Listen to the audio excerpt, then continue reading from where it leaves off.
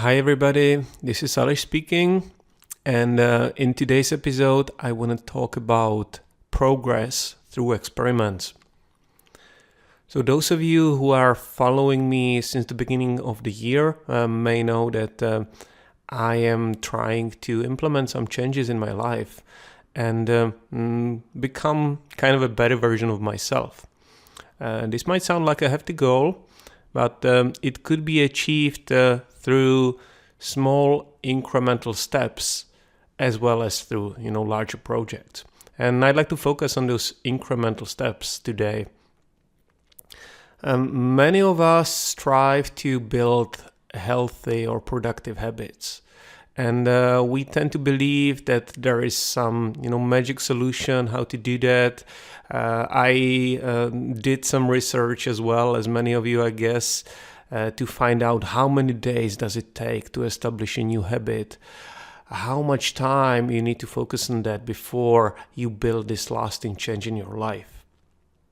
However, this may not be the most productive way to bring change in your life. The reason is that our minds often struggle with permanent commitment.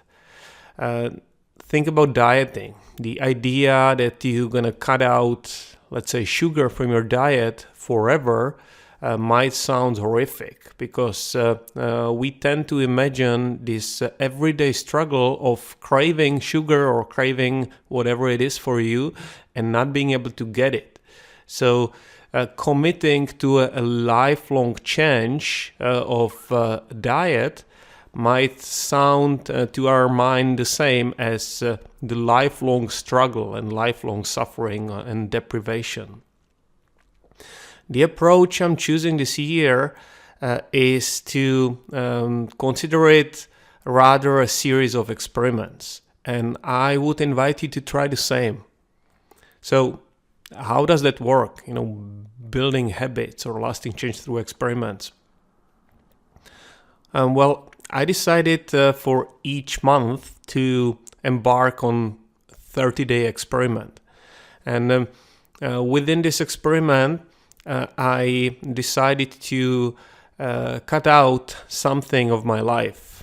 And this one thing I'm cutting out of my life every month is allowing me to kind of enlarge the possibility to focus on what I consider to be a meaningful work. And what I did on January, I cut out YouTube for a month. The trick here is, it is an experiment. I didn't say, hey, I want YouTube get out of my life forever. I said and committed to myself that I'm going to cut it out for 30 days. This will allow me to get some more time or energy that can be redirected into something else. And after 30 days, I will reevaluate. How did it work for me? Is it something I want to continue or is it something I want to stop? And by stopping, this case would be, getting back to my YouTube binge watching frenzy. What happened after January is I realized that it was success. So I managed not to watch YouTube except like 2 occasions when I just couldn't resist, to be completely honest. But for the most part, I did succeed, and I was able to experience some benefits, some clarity of mind, more time to watch higher quality content such as movies, which I love, and also some extra time to do something else.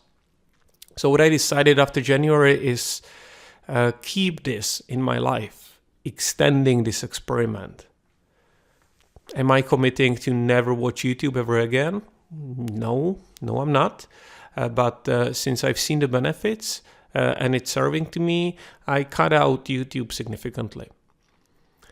February, I did something similar, but this time I cut out shopping. So what I did is I only shopped for groceries and every other potential purchase I just put on hold for the entire month of February.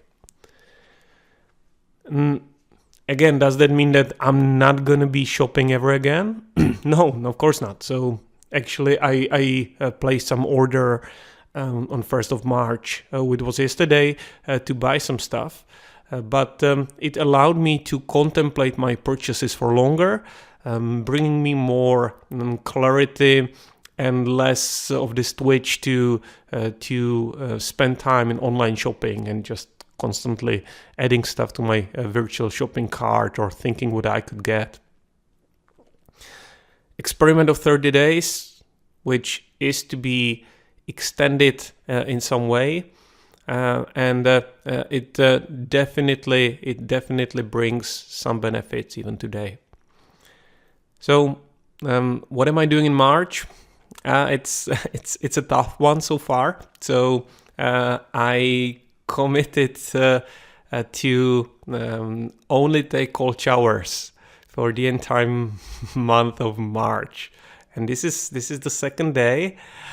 It's very interesting, I have to say, and I think I'm gonna talk about it in detail a little bit, about how it feels and how I'm changing the relationship with cold water. But at this point, I can already see that the shower takes only 2 minutes, not even, compared to the usual 5 to 7. And I mean, I think you get the reasons why. So it's not really as pleasant as the hot shower might be. Yet, except the savings of 6 minutes total so far over the course of 2 days. I want to see how it's going to go, how it's going to affect my mind, how it's going to affect my body. And after 30 days, I'm empowered to stop, since this is a 30-day experiment. So I invite you to try the same. Rather than think about deprivation for the rest of your life, rather than thinking about the results you want to achieve, you want to get to the other side, you want to suffer through something, think about it as experiment, a fun activity, or lack of thereof in this case, that you are taking on deliberately and voluntarily for the limited duration of time. So if you are up for this, I have a few suggestions. So I would suggest to really go for at least 3 weeks of continuous activity.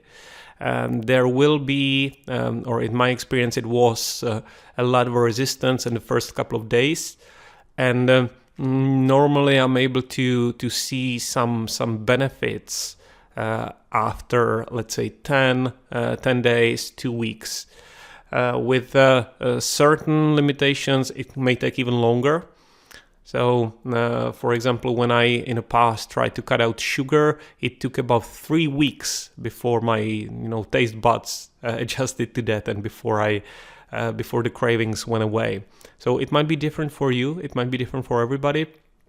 But think about a commitment for, let's say, 4 weeks or a month. Another piece of advice would be focus on one change at a time. Trying to tackle multiple challenges, imposing multiple restrictions on your life, that might be overwhelming, and based on my previous experience, it made me much more likely to quit. And the last thing, and this is more of a mental shift, I would like to recommend, and it's not coming from me, it's an idea I learned from James Clear and his book Atomic Habits, which I highly recommend.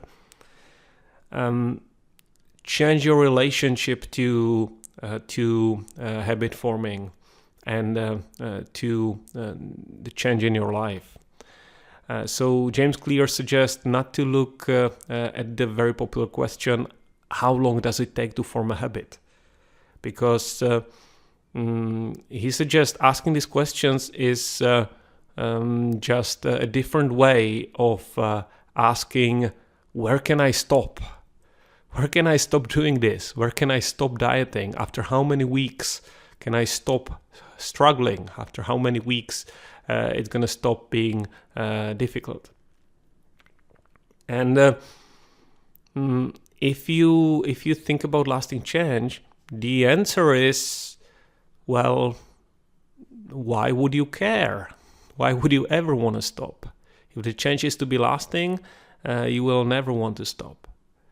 So, as with the YouTube, I consume a little less of it, and I never really want to go back to the full-blown YouTube binge.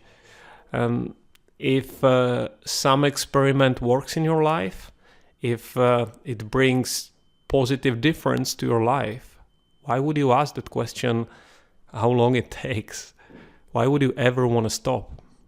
Just give it a try, reevaluate, see how it went for you, and if it works, go on. So, thank you for listening. That's what I have for today. And I think I'm going to see you on my YouTube video, or actually going to see me on my YouTube video, hopefully. And if not, I'm going to talk to you again next week. So have a good one.